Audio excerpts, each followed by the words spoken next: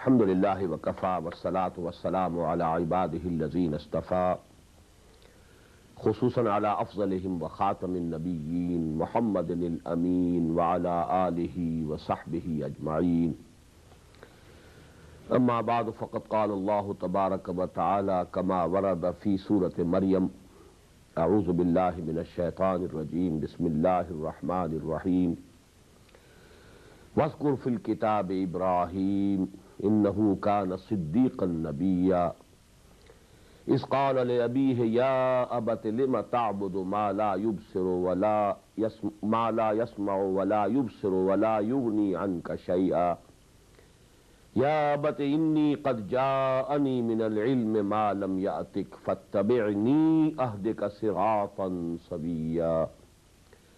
وقال تبارك وتعالى قل هو الله أحد الله الصمد لم يلد ولم يولد ولم يكن له كفوا أحد. صدق الله العظيم.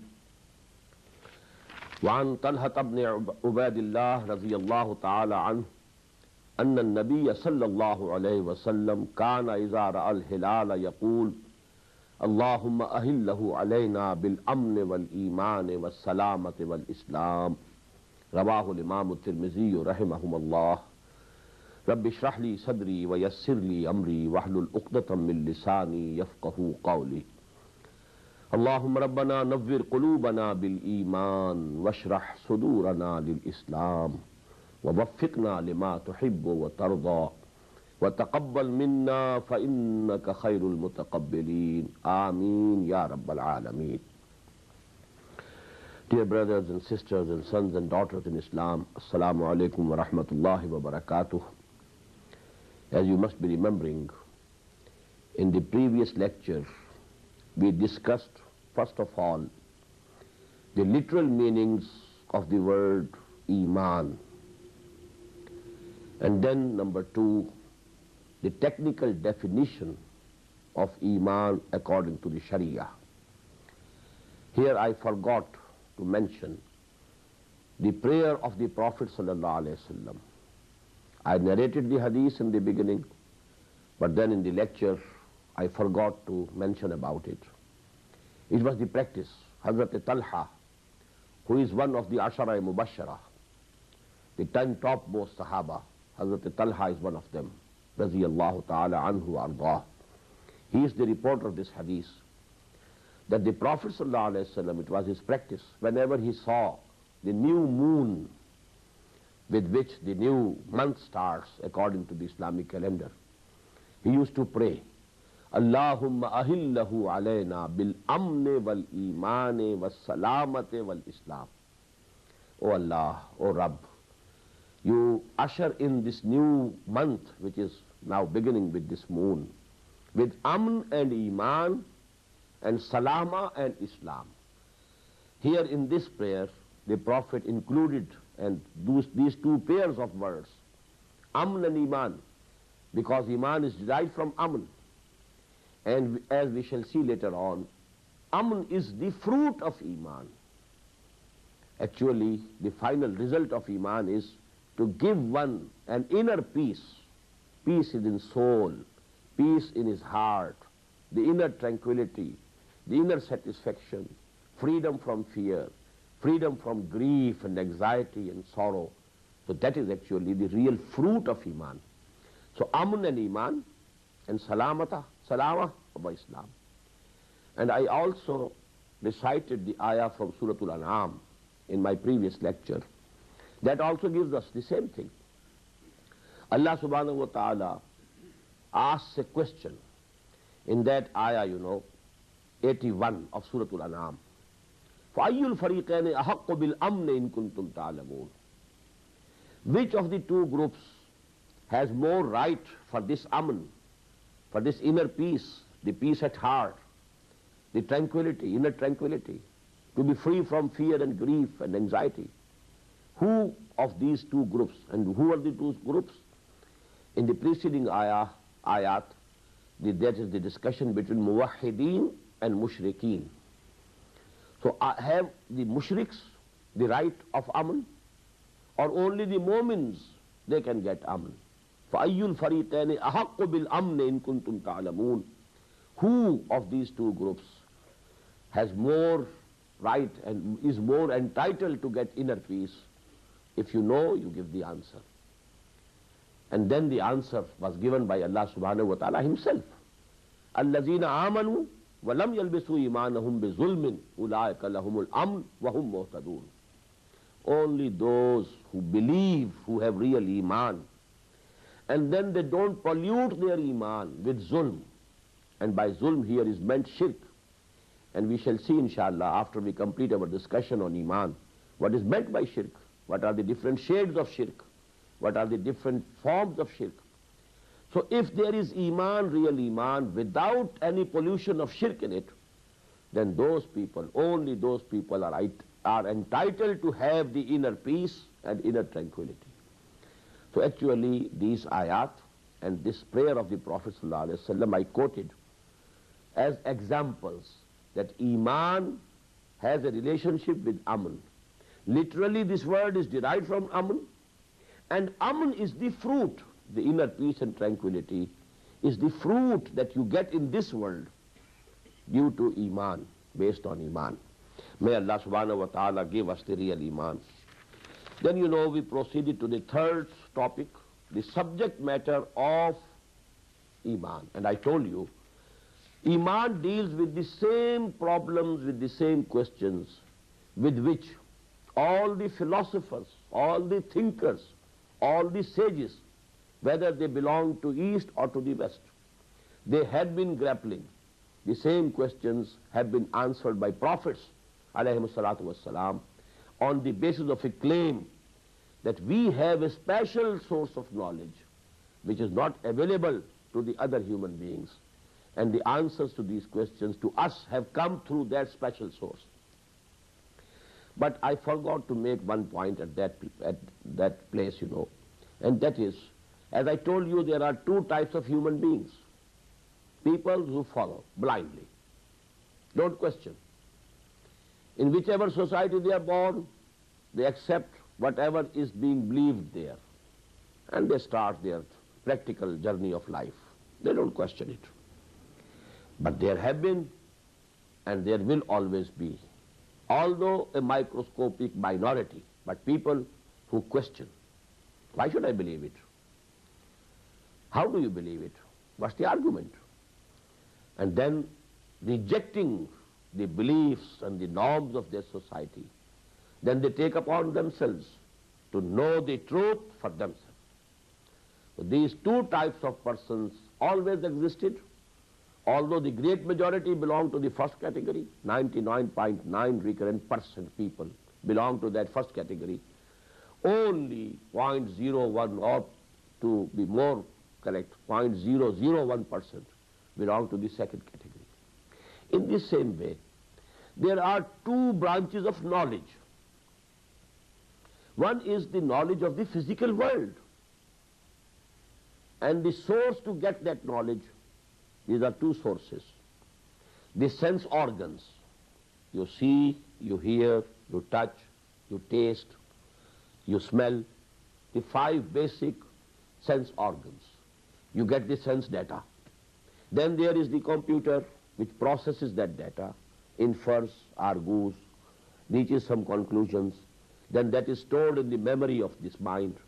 And in this way, that physical knowledge, it has been progressing from Adam till Edom, and it will continue progressing till that time that this world comes to an end. This is one source of knowledge, one line of knowledge, one branch of knowledge, knowledge of the physical world, knowledge of the physical things, and you know this is the science which we call science and technology. This is one branch of knowledge. But we find in history that there was a yearning, an urge in human beings to have the total knowledge, to know what this universe is, where from has it come,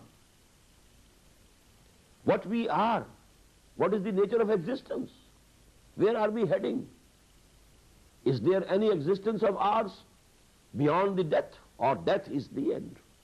So these questions which I enumerated in my previous lecture, they are the basic questions with which the philosophers grapple. And what is this philosophy? An endeavor on the part of human beings to know the total truth. We must know the total truth.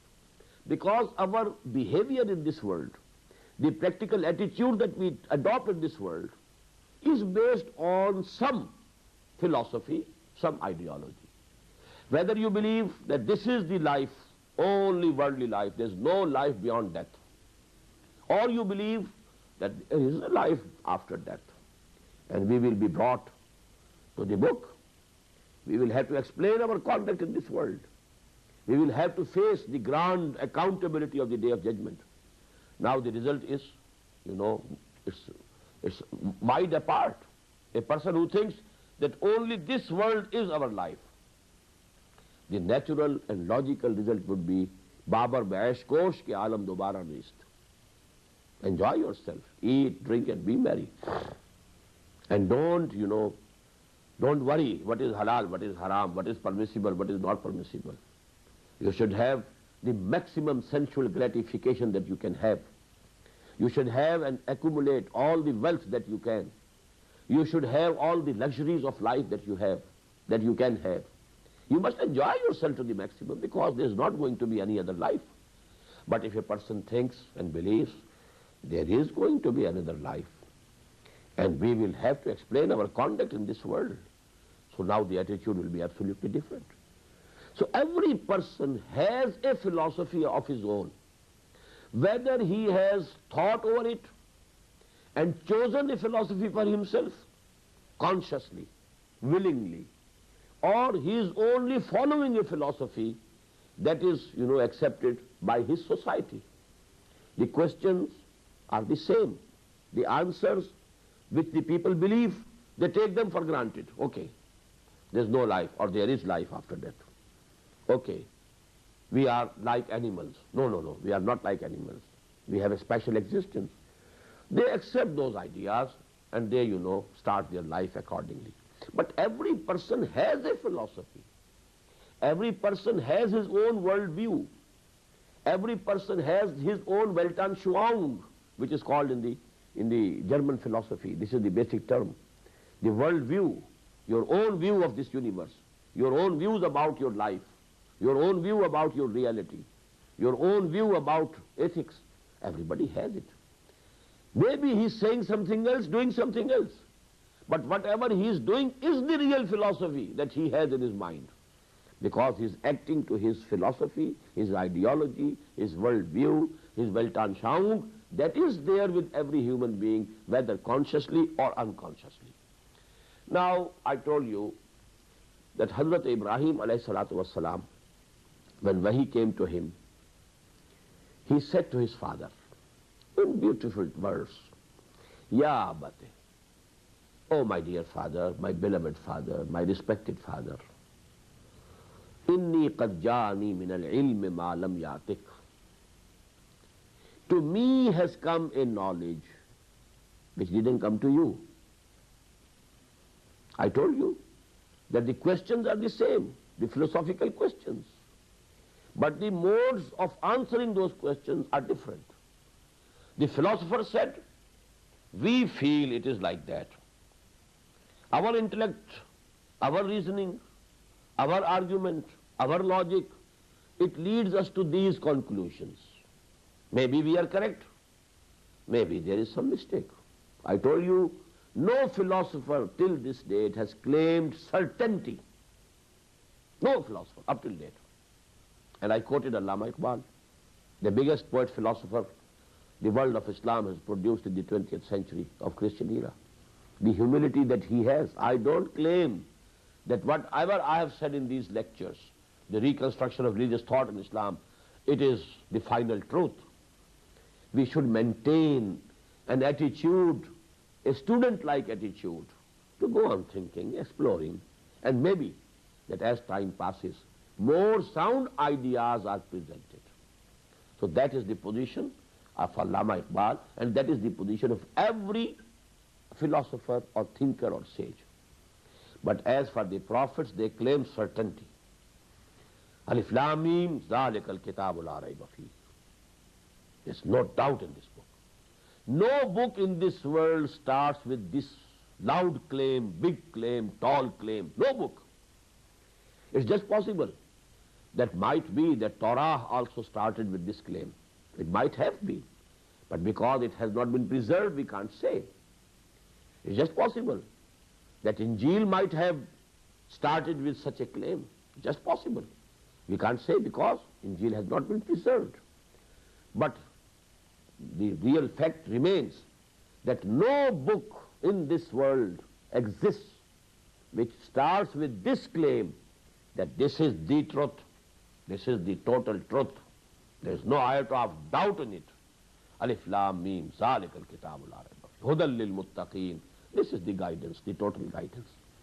And I gave you the example of Hazrat Ibrahim. You know, a son saying to his father.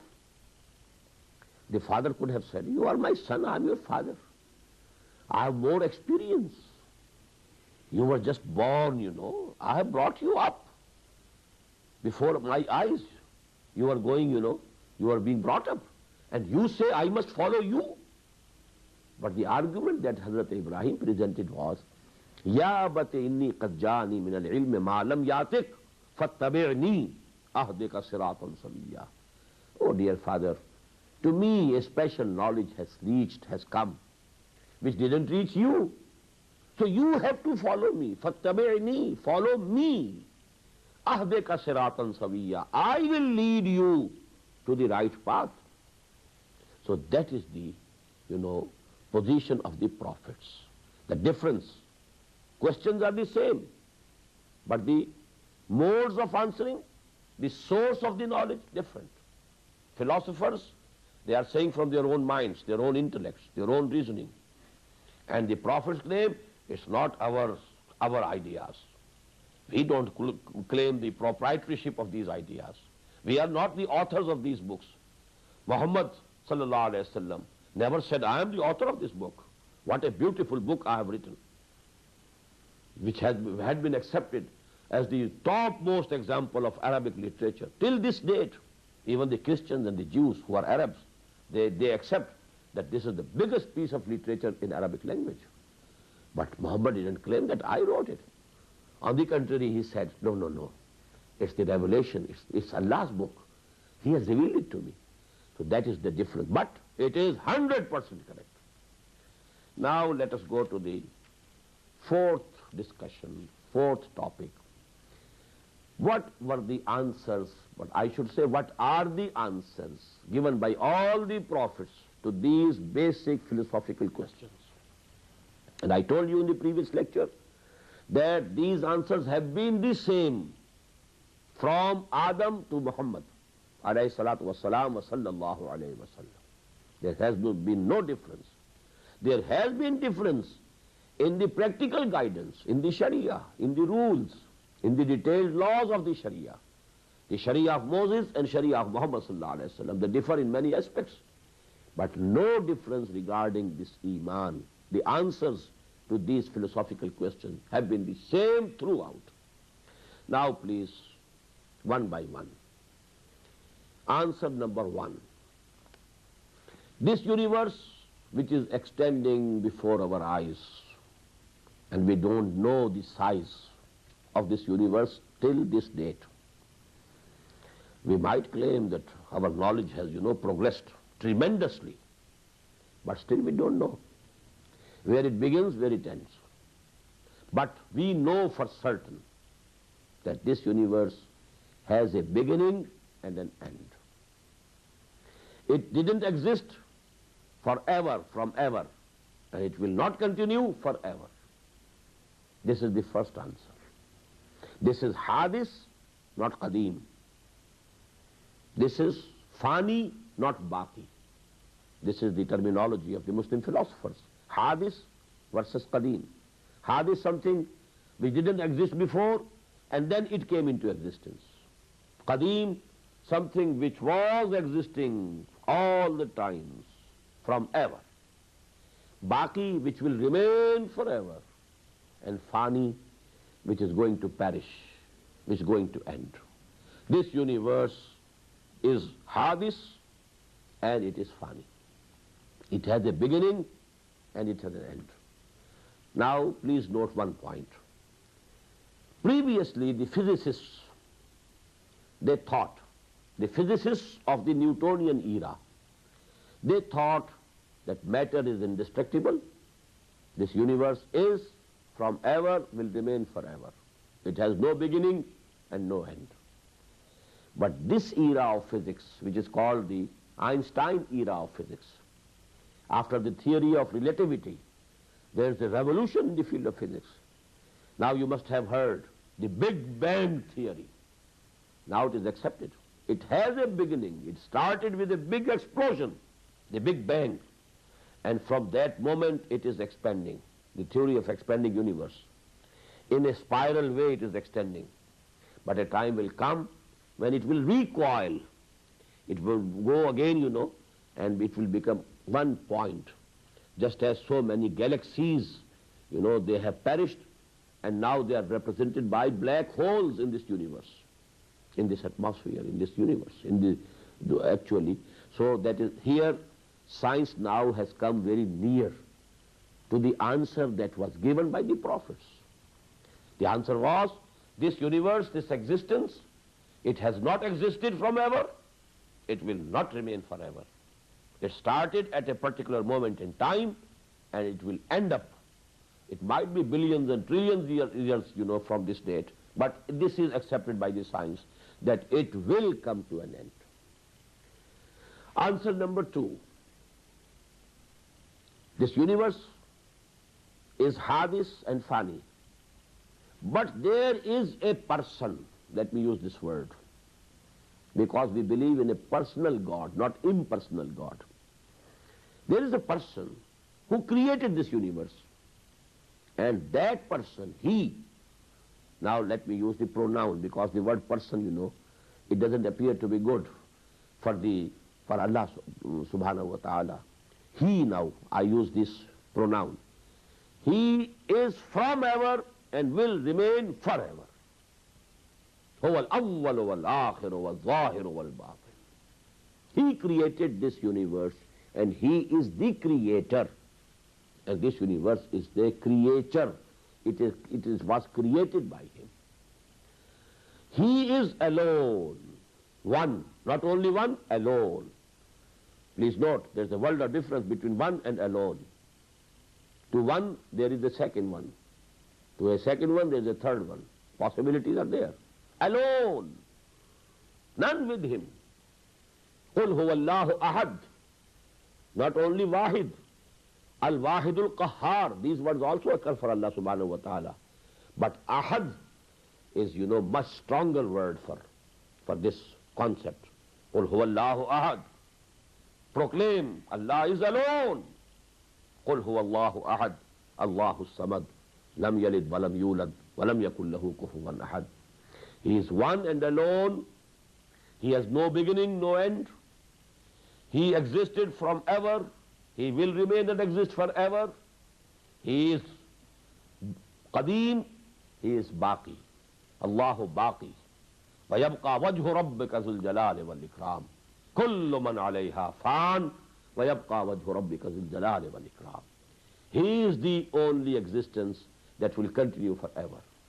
Number 3, call him by any name. All the good names belong to him.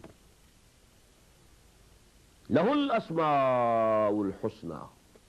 And all the good attributes are with him to the maximum extent. Absolute, limitless.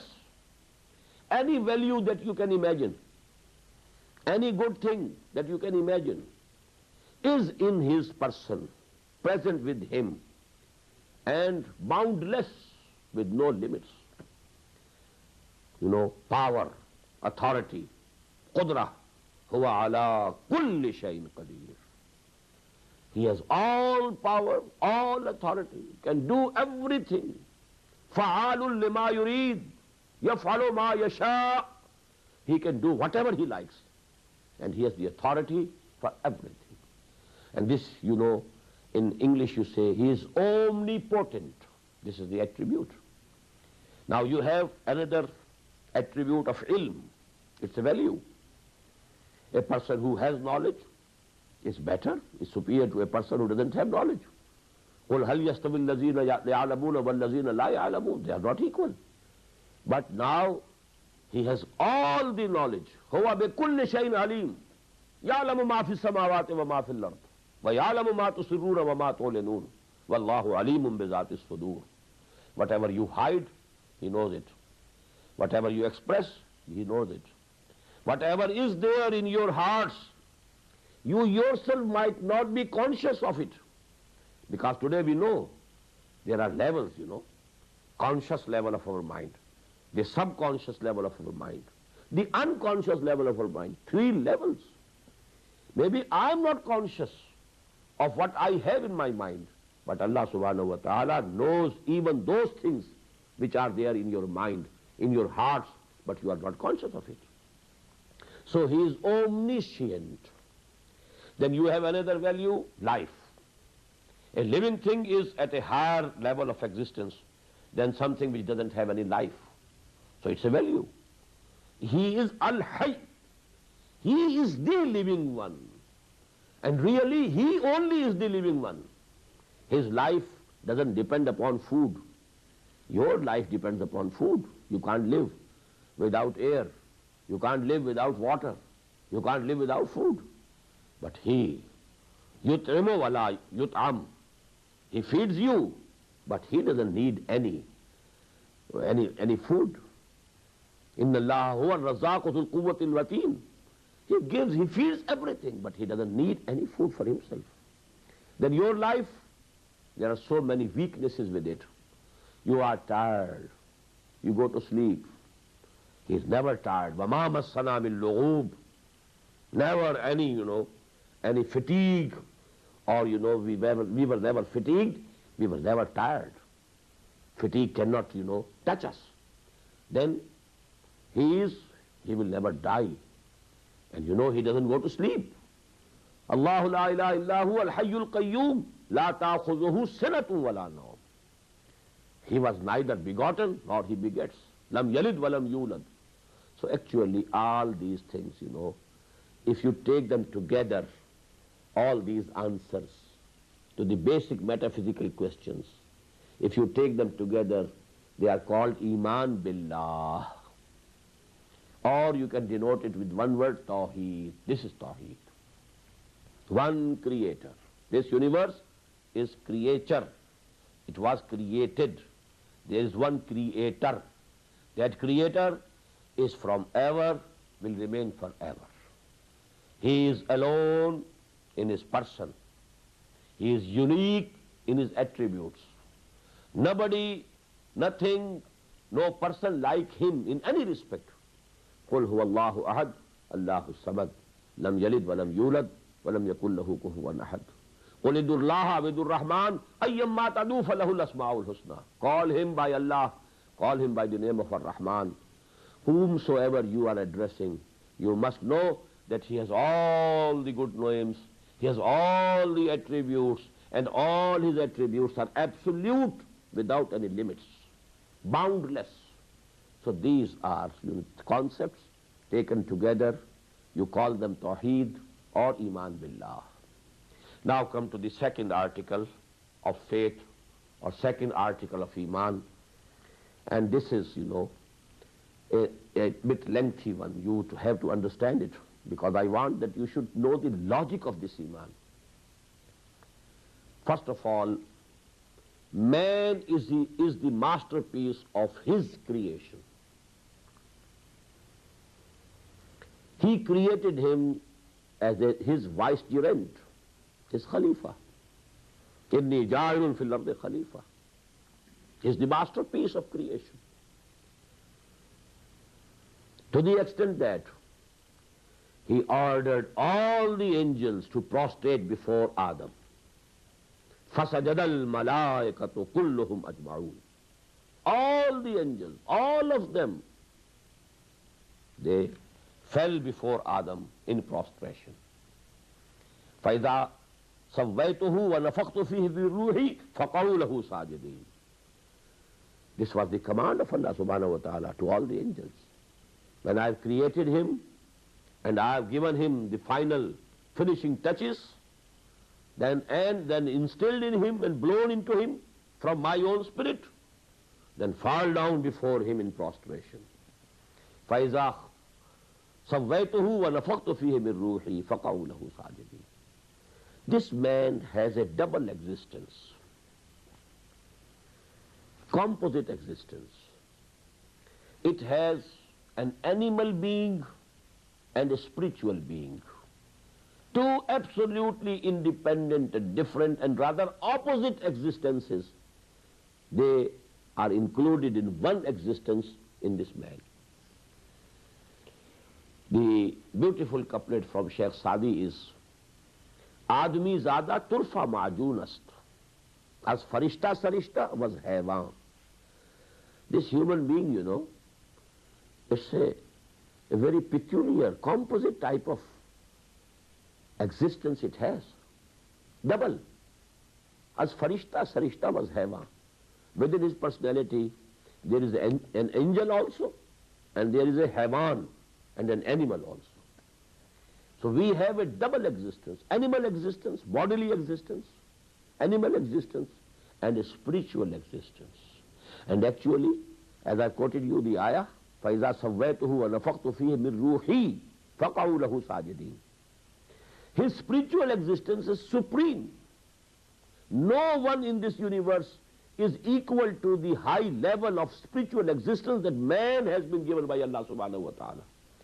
Because the spirit which was blown into Adam, Allah subhanahu wa ta'ala calls it Ruhi, my spirit. When I have created Adam, given him my finishing touches, and I have blown or instilled into him from my own spirit, then fall before him in prostration. The same words, you know, appear in the Quran twice, in Surah Al-Hijr and in Surah Al-Sad, same words. فَإِذَا سَوَّيْتُهُ وَنَفَخْتُ فِيهِ مِنْ رُوحِي فَقَعُوا لَهُ سَاجِدِينَ. This spirit of his, it was created much earlier than this bodily existence.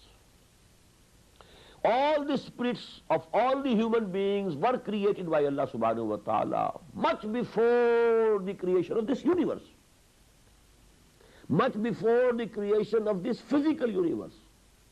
Science cannot reach that point. Science has reached up to the Big Bang. But what was there before the Big Bang, you know? That is Alamul Amr. This is Alamul Khalq. Ala lahul khalq wal amr. These are two different planes of existence. But this ruh, this, the spirits of human beings, they belong to Alam Amr. Yasaluna kani ruh, qul ruhu min amri rabbi. This is the Amr of Rabb. This is the Amr of my Lord. This doesn't belong to this physical world. Although our bodies, our animal existence belongs to this physical world. These two alams, Alamul Amr or Alamul Khalq, only they are joined together in human beings. No other creature of Allah subhanahu wa ta'ala has both these alams, both these worlds joined together in his existence. Number 3, the life of this vicegerent of Allah, this masterpiece of creation, خَلَقْتُهُ بِيَدَيَّ, whom I have created with both of my hands, خَلَقْتُهُ بِيَدَيَّ, whom I have made supreme over all the other creatures. وَلَقَدْ كَرَّمْنَا بَنِي آدَمَ وَحَمَلْنَاهُمْ فِي الْبَرِّ وَالْبَحْرِ وَرَزَقْنَاهُمْ مِنَ الطَّيِّبَاتِ وَفَضَّلْنَاهُمْ عَلَى كَثِيرٍ مِّمَّنْ خَلَقْنَا تَفْضِيلًا. I am only referring to these ayat. I am not translating them.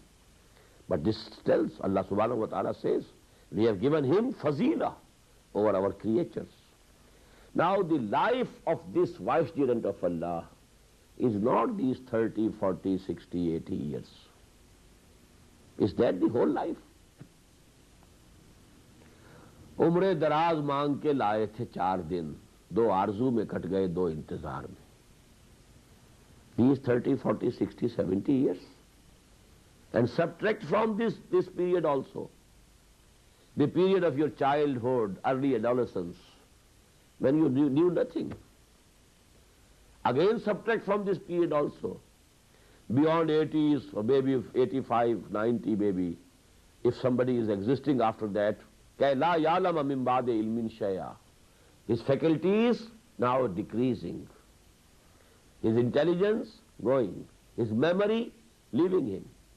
So now within those two limitations, you have at the most 30, 40 years of a conscious life in which you think, you take decisions, you do something, you make something or unmake something. So actually, is this the only period of our existence? If it is so, how can we accept that he is the vicegerent of Allah subhanahu wa ta'ala? He has that high position. So actually it's not so. Life of human beings is much longer, much longer, much longer. Rather, although it has a beginning, but that beginning is not from the birth in this world, not from the conception in the wombs of our mothers. I have lived in this world 61.5 years. You may add 9 months that I passed in the womb of my mother. Is that the all? No. You were created long before in the forms of spirit. And all the spirits of all human beings were created at once. And then they stood, we all stood before our Lord. And he got the covenant from us. Alastu bi rabbikum? Qalu bala. Am I not your Lord? Why not? We accept you, our Lord. This is the ahad, ahdu alast. This is the covenant that was taken from all the human beings. We were all present there, having self-consciousness. You know, whenever you make an agreement with somebody, you say, I am making this agreement, fully conscious of what I am saying. Baqaye miye hosho hawas. I am committing this thing. I am knowing what I am saying. And I take full responsibility. That big covenant, alastu bi rabbikum qalu bala, could it be without our self-consciousness? If it was without self-consciousness, it has no value, it carries no weight. So we were present there. The beginning was from that time. But we can say that there is no end to human life, because we know it for sure. It has been given in the Quran hundreds of times. Khalidina fiha abada. We will exist forever. We have a beginning but no end. This is the position of human being. That is why Iqbal said, Tu ise paimana-e imroz-o farda se na naap. You are measuring your life with this small, this measure of day and night. One day, one night go to make one day. And then 7 days go to make a week. And then, 52 weeks go to make a year. And then you are 62 years old. And you lived here so many years. Is that the measure of your life? Tu ise paimana-e imroz-o farda se na naap. Javedan, peham dama, hardam jama hai zindagi. It's to continue forever. There's not going to be any end. That is life. That's the reality of human life. Now what has happened? From that very long life, Allah subhanahu wa ta'ala separated a very small chunk with a pause in between. That pause is death. मौत एक जिंदगी का वक्फा है, यानी आगे बढ़ेंगे दम लेकर. Death is not the end of our existence. It's not the end. It's the beginning of the real life. This small chunk which has been taken away, separated from that long life by this small pause of death, this is our worldly life which we are leading here. And this is actually a period of testing. خَلَقَ الْمَوْتَ وَالْحَيَاةَ لِيَبْلُوَكُمْ أَيُّكُمْ أَحْسَنُ عَمَلًا.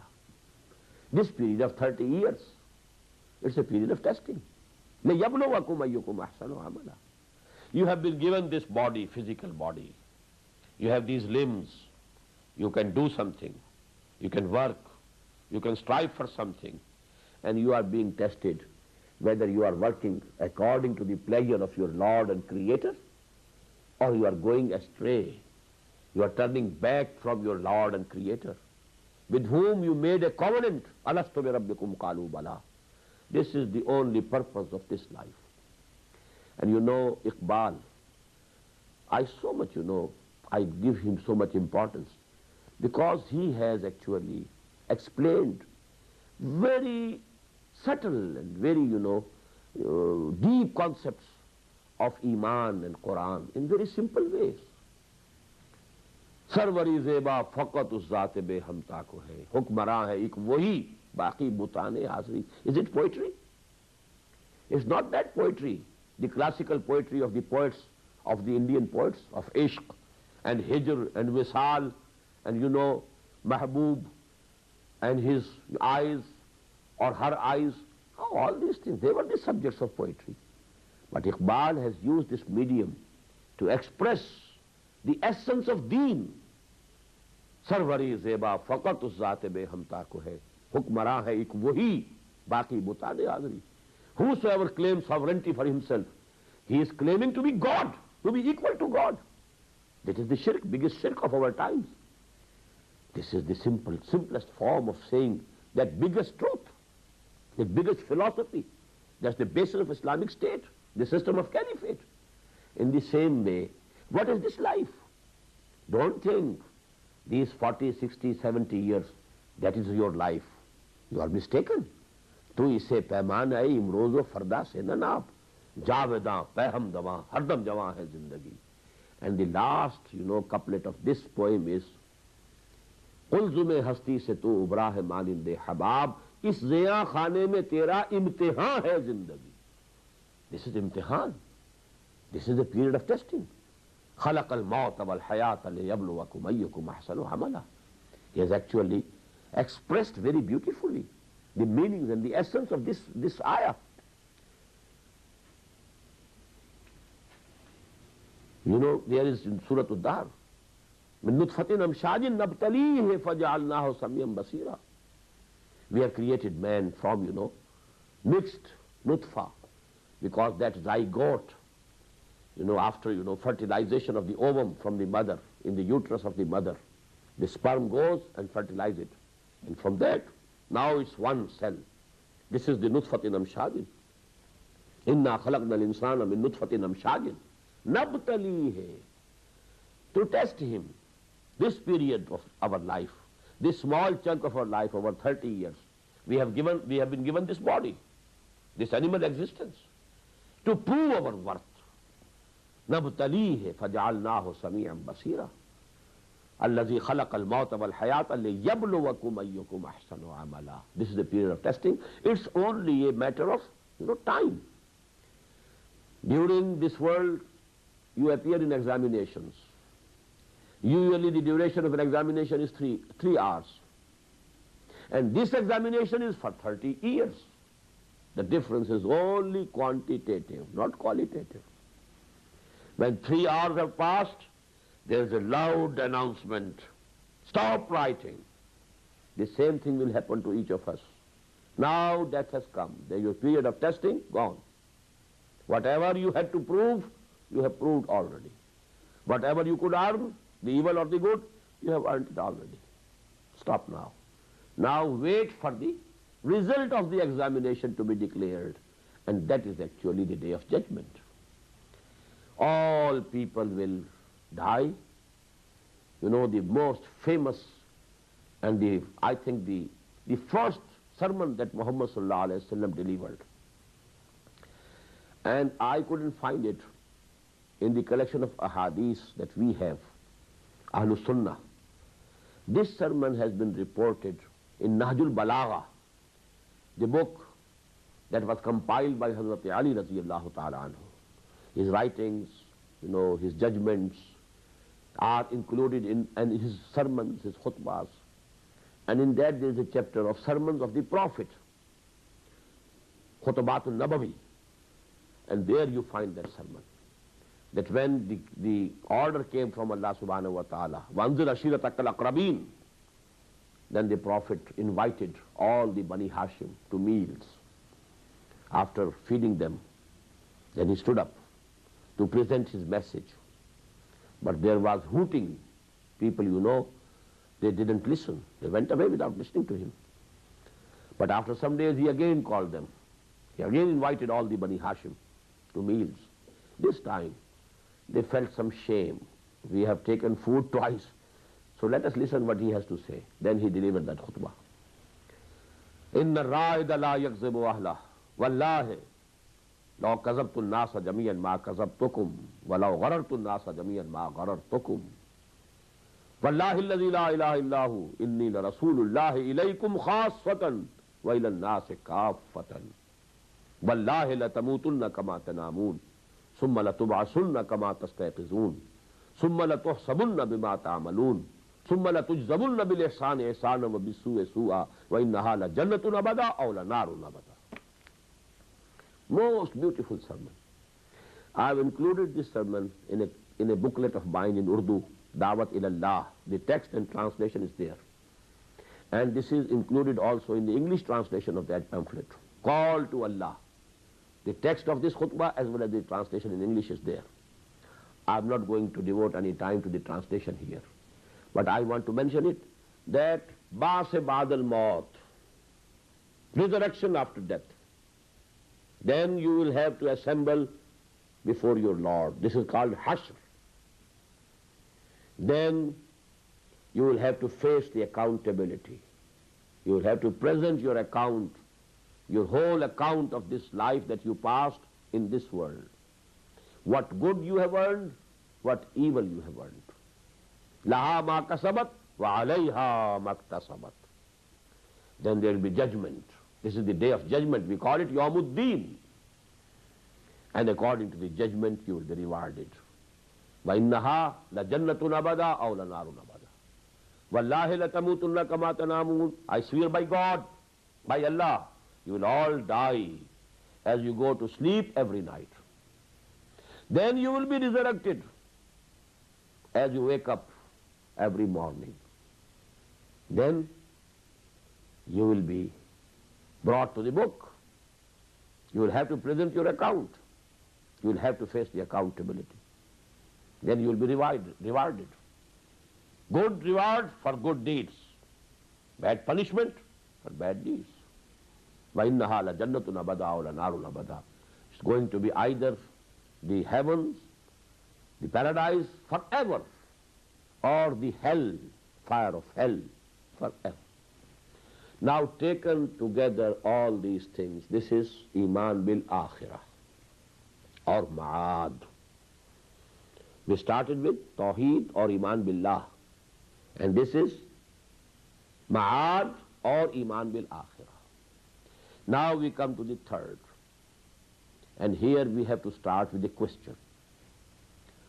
You test somebody after teaching him something, after giving him something. You have taught the class for full 1 year. Then you ask them to appear in the examination and prove whether you have actually learnt or not, you understood or not, whether you are eligible for the next class for promotion or not. But you must teach them something. Then you can take examination. Then you can ask them to appear in the examination. In the same way, you give someone something and then test. For example, you give a $10 bill to your son, your small son, child. Maybe he is 6 years, 7 years. Then you see what he does. Whether he runs to a candy shop or he goes to a bookshop. And you will understand what is his temperament, what is his aptitude, what are his priorities. He, either purchases some toys or some books. What are his tendencies. So actually you test by giving something, and you give examination to a person after teaching him something. What has been taught? What we have been taught? That Allah subhanahu wa ta'ala is testing us. What have been given? We have been given. On the basis of what? Allah subhanahu wa ta'ala is testing us. This is the question. And question is always, should always be there if you want increase in your knowledge. First you postulate a question, then you try to find the answer to that question. And that's the only way of increase in knowledge. You advance in knowledge after having questions before you. So this is the question. On what basis am I going to be judged? What was given to me? What was I taught? So please note the answer to this question. Number one, he gave you, or I should say, as if I am, saying whatever has been given in the Quran. We gave you, Allah says, we gave these human beings eyes to see, ears to hear, and mind to ponder upon. Basic faculty. Even our animal existence has got these faculties. Inna sam'a wal basara wal fu'ada kullu ulaika kana anhu mas'oola. Every one of them is responsible and accountable on the basis of these basic faculties that have been bestowed on them. They hear, they see, and then they argue and infer. Inna sam'a wal basara wal fu'ada kullu ulaika kana anhu mas'oola. Don't you see our signs in this universe? أَفَلَا يَنْظُرُونَ إِلَى الْإِبِلِ كَيْفَ خُلِقَتْ وَإِلَى السَّمَاءِ كَيْفَ رُفِعَتْ وَإِلَى الْجِبَالِ كَيْفَ نُصِبَتْ وَإِلَى الْأَرْضِ كَيْفَ سُطِحَتْ. Don't you see with your eyes? Are you blind? Who he is, who has created all this? These are all signs, all our creations, all the physical phenomena, they are our signs. إن في خلق السماوات والأرض واختلاف الليل والنهار والفلك التي تجري في البحر بما ينفع الناس وما أنزل الله من السماء من ماء فأحيا به الأرض بعد موتها وبث فيها من كل دابة وتصريف الرياح والسحاب المسخر بين السماء والأرض لآيات لقوم يعقلون. These are the signs. Look to them. खोल आंख, ज़मीन देख, फलक देख, फजा देख, मशरिक से उभरते हुए सूरज को जरा देख. You open your eyes and see. But don't see only with the eyes of an animal. Don't hear only with the eyes of an animal. You must think over what you are seeing. You must ponder over what you are hearing. You must be a human being. So that is the basic faculty. The same, thing has been given in that ayah.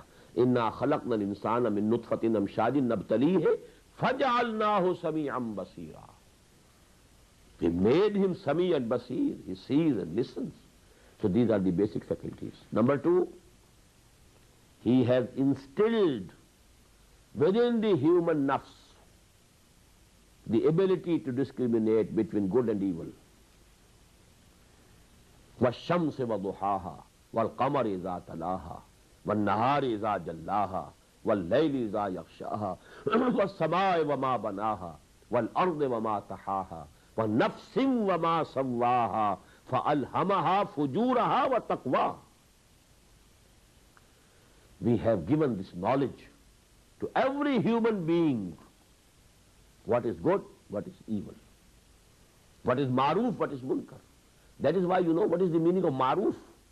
Something which is recognized. And what is munkar? Something which you don't recognize. Your nature abhors evil. Or your nature, by very nature, you love good. So actually this is there, this knowledge of evil and good that is inherent in our personalities. That is the basis of the judgment. Basis number two. First of all, the faculties of seeing and hearing and arguing. Inna sam'a wal basara wal fuad kullu ulaika kana anhu mas'oola. Inna khalaqna al-insana min nutfatin amshajin nabtalihi faja'alnahu samiyan basira. Number two, the basic discrimination. Man knows by his very nature what is good, what is evil. Number three, and it's on top of all, in the spirit that we have instilled in you, blown into you, you have two things. You have a cognition of Allah, of Rabb, Ma'arfa, inherent in the souls and spirits of human beings. And number two, the love of Allah that is inherent in the spirit. It is from Him. And you know, there's a saying in proverb in Arabic language, kullu shay'in yarji'u ila aslihi. Everything wants to return to its origin. Where from it has come, it wants to go there. Kullu shay'in yarji'u ila aslihi. And you might be knowing that in physics we know today that all the rays which are coming from the sun, they have come billions and trillions of miles away. But there is an inherent tendency in every ray. By making a very big circle, they want to return to the sun. Kullu shay'in yarji'u ila asli. So these, our souls, our spirits, because they have come from Allah subhanahu wa ta'ala. يَسَأَلُونَكَ عَنِ الرُّوحِ قُلِ الرُّوحُ مِنْ أَمْرِ رَبِّهِ. They have a tendency, they want to get nearer and nearer to Allah subhanahu wa ta'ala. They want to love Allah subhanahu wa ta'ala. So actually that is the tendency inherent in you. We blew into you from our own spirit. And in that spirit of yours, you have the cognition, the gnosis. You spell it with G, gnosis, but it is pronounced as gnosis. The knowledge, the marfa, the cognition, recognition, you know, of Allah subhanahu wa ta'ala that is inherent in your souls and spirits. And the love of Allah subhanahu wa ta'ala is inherent in your souls and spirit. When human nature is perverted, he attaches that love to something else. That love actually is inherent in you so that you should love Allah, your creator, your sustainer. But you start loving this world, the luxuries of this world, the sensual gratifications, the wealth, the nation, the country, some ideology. एक तसव्वुर के हुस्न मुबहम पर सारी हस्ती लुटाई जाती है. There are people who have sacrificed everything they had for the cause of some ideology. Had the communists, you know, not sacrificed their lives, all their belongings, they faced the firing squads, laid down their lives. For what? For an idea, ideology. एक तसव्वुर के हुस्न मुबहम पर सारी हस्ती लुटाई जाती है. जिंदगी तरके आरज़ू के बाद कैसे सांसों में ढाली जाती है.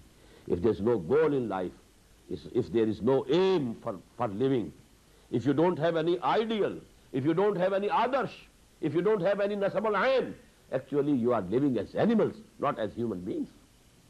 So that is it. And actually this love in you was created so that you should love Allah subhanahu wa ta'ala. On the basis of these 5 faculties, sense organs and the intellect, then the discrimination, the knowledge of evil and good, then the cognition of Allah and love of Allah inherent in human spirits. On the basis of these you will be judged on the day of judgment. Every human being will be judged there, whether there was any prophet sent or not, whether there was any messenger of Allah sent or not, whether there was any book revealed or not. But it is the mercy of Allah subhanahu wa ta'ala. He has made that test and examination easy for you by sending wahi through His angels to selected persons, selected human beings. Inna Allah astafa Adama wa Nuhan wa ala Ibrahim wa ala Imran adal alameen. He selected them. And these peoples, they were above doubt in character. Nobody could point any finger to their character. They were above doubt. And then they were selected, wahi was sent to them, and then they were appointed by Allah subhanahu wa ta'ala to guide people to the right path, to convey to them the signs of Allah subhanahu wa ta'ala, then present in their own life, in their own character, a model for humanity to follow. These people we call prophets or messengers of Allah. The message which came, that is wahi. That was recorded in the form of books. And who brought this wahi? They are the angels. So now you join these things. Imaan bil malaika, Imaan bil kutub, Imaan bil anbiya wa rusul. And this we call Imaan bil risala. This is the 3rd article of faith. 3rd pillar of Imaan. أقول قولي هذا واستغفر اللہ لی ولکم ولسائر المسلمین والمسلمات.